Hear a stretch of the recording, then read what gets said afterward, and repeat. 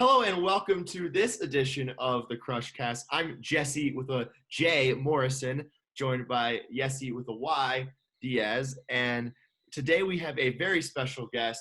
He played for the Crush in 2016, had a big year. That is Steve Witkowski. And first off, I just wanted to start, Steve, with your experience with the Crush. Just what did you like about that 2016 season? Yeah, it was amazing because really looking back at it, it was an awesome experience going from, Boston, school in Boston, UMass Boston, went there to Cortland with about 3 or 4 guys from the same school, really cool people, and really met a ton of cool guys, built some great relationships. I still talk to a couple of them. I actually visited one of them in Austin, Texas, a little while back. So really good relationships, just an awesome time. Looking back on it now, I'm working all summer. So, you get older and you're like, wow, I wish I could go play baseball every day and not really have too many responsibilities. So it was an awesome summer. Coach Billy Mack, he'll always be a special person in my heart, and his family as well. It was a really good experience. I don't think I'd have the same thing anywhere else. So, really fortunate, and it was a good time, and we won a lot of baseball. And individually, you had a lot of success. I believe you were all-star, all-league that year. Just what do you think led to that success? Yeah, I think the best thing is no one talks about my college season where I couldn't throw a strike. So that was coming from that to Cortland. It was a lot of nerves, but Coach Payne, pitching coach, obviously Billy Mack, head coach, and just the team, it was a lot of fun. It was a really good time. And anyone that is thinking about playing for the Crush or watching this video and seeing what it's about, it's a great time, great experience.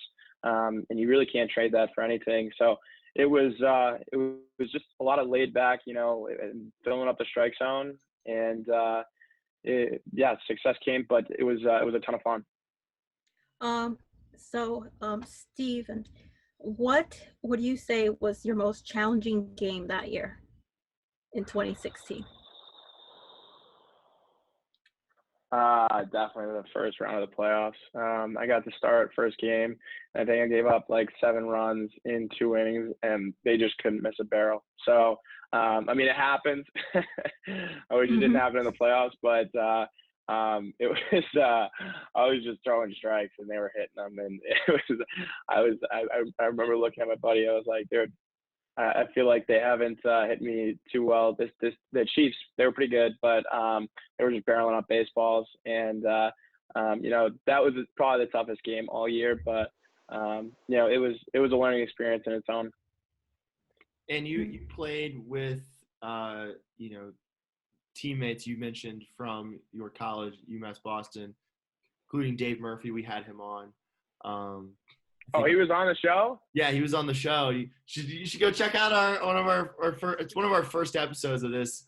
And he was he talking about fishing? Yeah, he talked about fishing. He showed us his rods and stuff. Jeez. Actually, I'll ask you this first. You ever fished with him? Are you a fisher like him? Is that just a UMass Boston thing? No, that's a him thing, and I stay off the water. I do have a couple buddies that fish, but Murph was like 160 that summer. I don't think he got like super sick early in the summer, and he's usually a bigger guy. I wonder if he mentioned how skinny he was when he played for the Crush. No, he actually did not, but he did tell us that he like snuck onto some pond and like went fishing off the back of, I believe, his truck or something with a couple other players on the team. That was one of the better stories that he told. Yeah, no, there was actually 2 stories. So there was one story where it was me and him, and we were just driving around, and he saw this lake, and this lady was out front, and he was like, dude, go walk up to her, see if we could fish at her house. And we drove right in, we pulled in, and she was awesome. She was awesome about it. She didn't care at all. She was like, yeah, no. And we told her we were from Boston. We played for the Crush. And that was a really cool experience because we went back there like 3 or 4 times. And she was super cool. The other experience is we pulled down a random driveway, and we didn't know it was someone's private property. And I'm telling you, I'm not a fisherman, but I saw one of the biggest fishes I've ever seen. It was probably, it was crazy. And I was like, Murph, dude, look right there. And next thing you know, some guy's yelling out of his back porch, get off my lawn. And we got out of there. An actual get off my lawn story. Yeah. I don't know if he told that story, but I remember, I don't think he saw the fish, but I think I was the only one to see the fish, and it was massive. So it kind of stinks that we didn't get the chance to try to slay that thing in.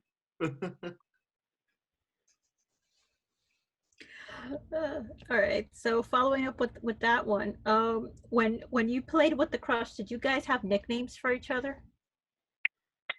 Yeah, I mean, we usually went like last names and stuff like that. I can't remember too many good nicknames.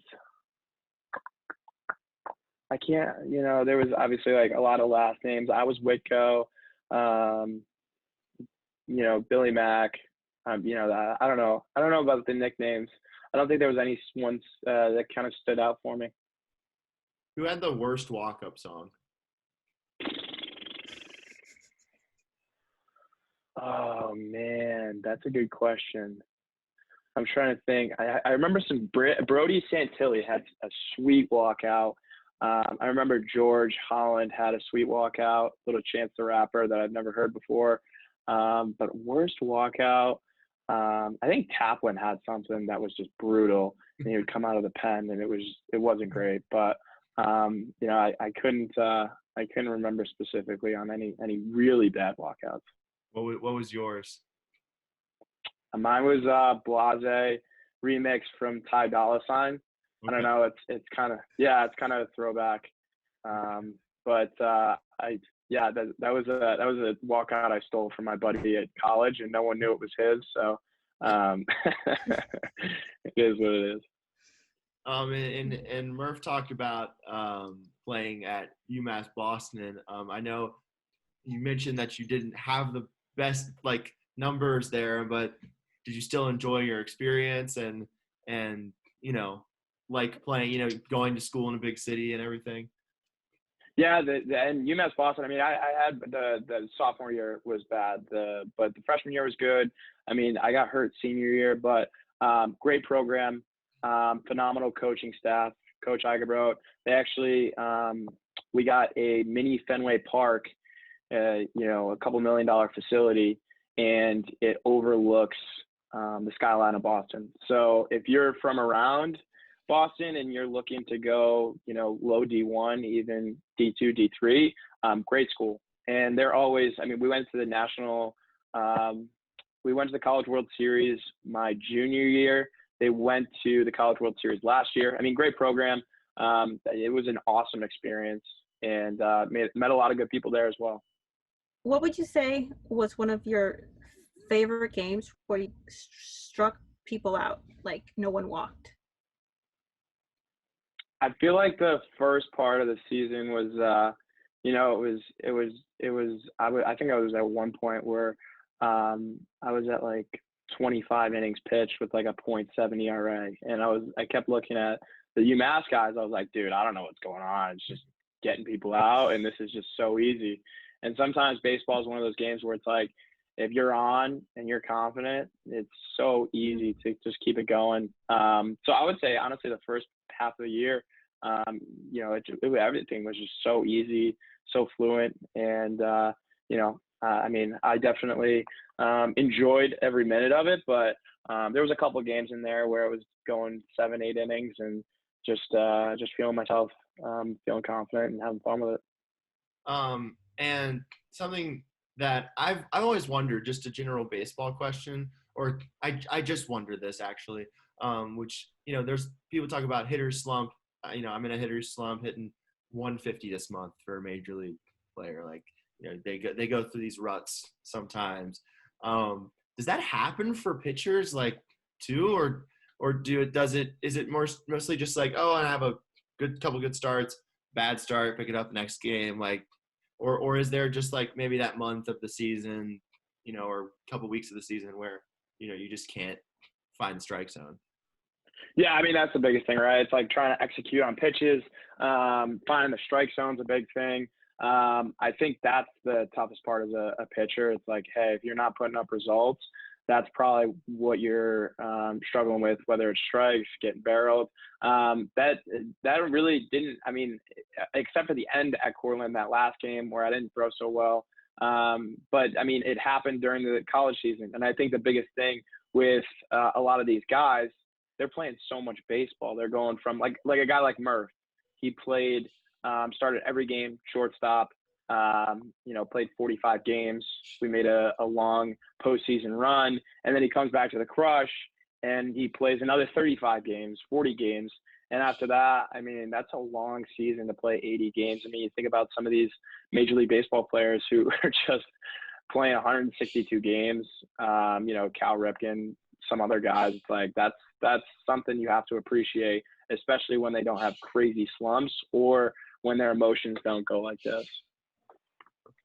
Yeah, it's insane. Yeah, it's definitely a unique game where it's not like football where you have even in college it's 10 games. Obviously they're a lot different where you're getting beaten up and you feel like you're in a car accident, but for a longer season, it's a lot more mental. Question: do you watch the Korean baseball, Hattie? I turned it on a little bit. I was more of a during COVID. I was more of a watch some retro baseball, see what go back to. I'm a big Sox fan, so the 04 4 days in October. I watched that recently, get myself ready for baseball because baseball is coming back, which I'm pretty excited about. And you mentioned baseball or MLB coming back, and I think that's great. It definitely, I'm worried about the fact that they aren't playing in a bubble. However, I think it's great that it's coming back. I'm excited for the season. Of course, Billy Mack, Bill McConnell, the head coach of the team, is a huge New York Yankees fan. I'm a Baltimore Orioles fan. You're a Red Sox fan. I'm actually from Roanoke, Virginia. The town over is Salem, Virginia. It's our A-ball team has been with the Red Sox since 2009. So I kind of like them too. Honestly, even though I'm an Orioles fan, been to Fenway. Fenway's great. So what kind of trash talk do you have for Billy Mack for this season? Because that would make me happy.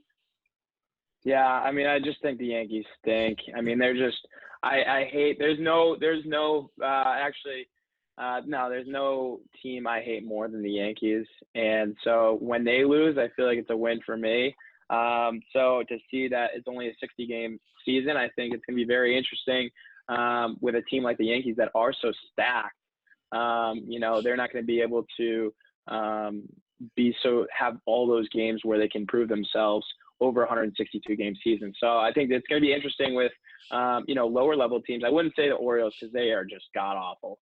But but like teams like, I don't know, name some teams that aren't like maybe the Mets or the Rays are pretty good, but maybe like the Sox. That's why the Sox, they now have a chance because they only have 60 games to play with, so maybe they could squeak into the playoffs. Yeah, Chris Davis was back in spring training, so for me, it's like, maybe they can start out 35-25 and then the season ends, and so I'm being way too hopeful, but it's I wouldn't be surprised if they don't get to like 15 wins, but I can hope. And before we move on to our fun game, got a couple more questions for you. So Bill keeps talking to us about your infamous trip to the barbecue, the annual barbecue, where he said you were wearing button-down shirt, sport coat, and shorts. Just what went into that, and is that just a look that you like to pull off? No, I mean, it was a weird situation where I thought we were going to an outing with the whole city of Cortland, but we were actually just going to Coach Mac's house. So I rocked some salmon shorts. I think that was the big thing that was like over the top. And I had a suit jacket, which was just so excessive. But he gave me the nickname GQ, which, I guess I'll take that. But yeah, I don't know. I don't know what I was thinking that day. Definitely thought I had fashion, but definitely don't. I have a friend that got married in a salmon tuxedo, so I think you're good. Nice. Yeah, I don't think I'd do that. So I understand you work in IT, right? Yeah, I work for a company that has cybersecurity software. Nice. Okay, so Go ahead. So here's a question for you. Okay. What would you say is more challenging? Pitching a game with bases loaded with no outs, or tracing the origin of a breach? Ooh. I mean, it's all about the tools that you have. If you have, not so good tools, tracing a breach is pretty tough. But I don't know. That's a tough one to answer. I'll take the bases loaded part. Wait, when am I taking was I on the Crush, or is it right now? Because I don't know if I could perform right now if you give me a baseball. If it was back in the Crush, I'll take that answer. How hard do you think you can throw these days? We did it the other day. So my senior year, I tore my labrum and rotator cuff. Oof. And we played a round of golf, and one of my buddies is still like trying to get signed. He's a graduating senior at UMass Boston, so he's still working out and stuff like that. I was like, man, I want to see if I can hit, what I can hit. And on a crow hop, I hit 78. So I would take that as not too bad. But I used to be able to throw a little bit harder than that. All right. So I saw this trending on Twitter. I did this on my ASU campus radio show last night as well. But I saw, what is your gas station pit stop? And I was going to say that we go around, we do it Mount Rushmore style, and got 15 seconds to pick each of your items. And there's a criteria though, where you have to go, one of them has to be a gum, one of them has to be a chip or snack or something, one of them has to be a candy, and one of them has to be a drink. We talked pre-show, and Steve said that he wants to go.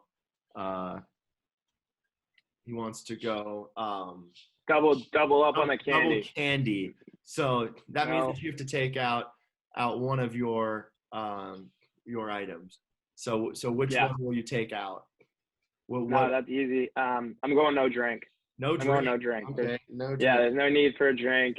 I'll probably regret it once I'm halfway through the candy. But if you guys want to start on it. All right.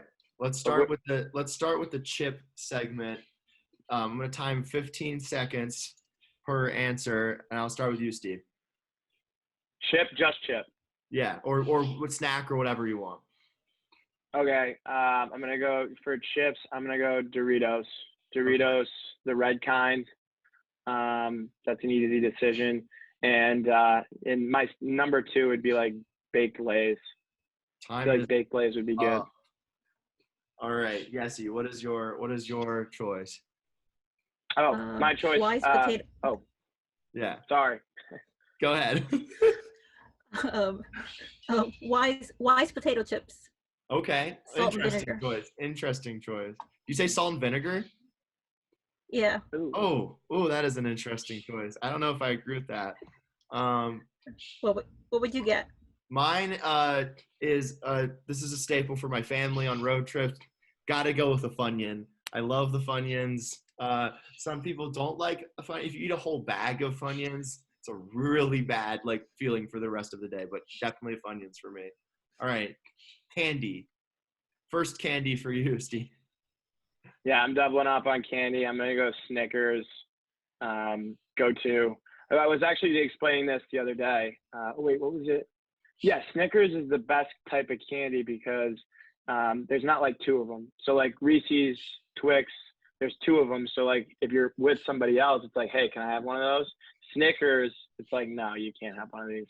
So that's the way I like to think about it. Snickers definitely number one, and then probably Twix. Okay. Yessie. Milky Way. Milky Way. Okay. All right. I like, similar to y'all's choices, I like a good Baby Ruth candy bar. It's kind of like a Snickers, I feel like, but it's not like the nuts aren't in like a little paste. I don't really like that about Snickers. It's different. Yeah, it's different. It's different from it's a little bit different from a Snickers, but kind of has the same feel. Okay. Drink category, but you're going with another candy. Yeah, I'm gonna go back and go Twix. I'll regret it like halfway through the Twix, but that's okay. Yeah, that's like my second or third favorite candy bar, I think. I like a good Kit Kat, but that's my second favorite, I think. Yeah. Or third favorite. Kit Kats are good. Yeah. All right, Yessie, drink. Gatorade. Which color? Flavor, whatever. Orange. Orange. Okay. Orange is Yeah. good. Orange is crush color. Yes. There you go. I'm also going Gatorade, but I like the lemon lime Gatorade, or Powerade. It doesn't really matter for me. If it's, it has to be a certain size though. Like the little ones, like I can't, like I drink those in one sip. It has to be like I don't think it's 32 ounces, but it's like I think it's like 20, Big gulps. 20 ounces. Yeah. Or I'll get it like a big gulp. So yeah. All right. Last category. We keep going over here, but it's okay. Last category is the gum you choose if you have to. So which gum would you go with, Steve? I go basic with like Trident mint gum. I think that'd be my go-to. All right, Yessie. That's pretty good. Bubblicious watermelon. It rarely Oh. exists anymore, sadly. Wow. Bubblicious. Ugh. I can't go with any of that like sugary gum because it's like Too much. It takes like 2 seconds to like lose its flavor. Yeah, So it gets. Yeah. I like the extra watermelon. That gum is great. I don't know if it's in too many gas stations, that specific flavor, but I normally see mint, but I would go with the extra watermelon. But quick question. I don't know if last question. I just want both of y'all's who's gonna win the World Series this year. Because I don't know if Yessie's gonna join me on another podcast, and you're obviously not. So I want the pick for the World Series this year. My buddy actually works for the Rays, so he's got a pretty cool position, and travels with the team and does all that stuff. So I'm kind of pulling for him, but obviously hoping for. And then my other side of the family is Mets fans, so that'd be kind of cool to see them win. But I obviously want the Sox, but that's just not gonna happen. Yessie? They're not too great this year. Yankees. Go Yankees. Are you a Yankee fan? Are you a Yankee fan, or do you cheer for them? I am. Okay, you're. No, I'm a fan. Okay. I'm not a poser. Okay. All right. Just trying to make Billy Mack happy. I'm gonna keep my predictions sealed because we're gonna be doing a podcast of like previewing the season. So I'm gonna keep my predictions under wraps for now. But I gotta do some more research because I don't know who's gonna be on the 60-man rosters and stuff. So I wanna like whoever has that backup 30 players that are really good. I think that's gonna be the team that comes out. But I do like the Arizona Diamondbacks, I will say. But I'm not saying they're my official prediction as of yet. Okay. I just like I like them or the Dodgers in the NL West is a good division this year. Most definitely. All right. Well, thank you, Steve, for coming on. This has been awesome. Thank you, Yessie. Make sure to follow us on Twitter at CrushBall and like our Facebook page. And we will see you next time. All right. Thanks for having me, guys.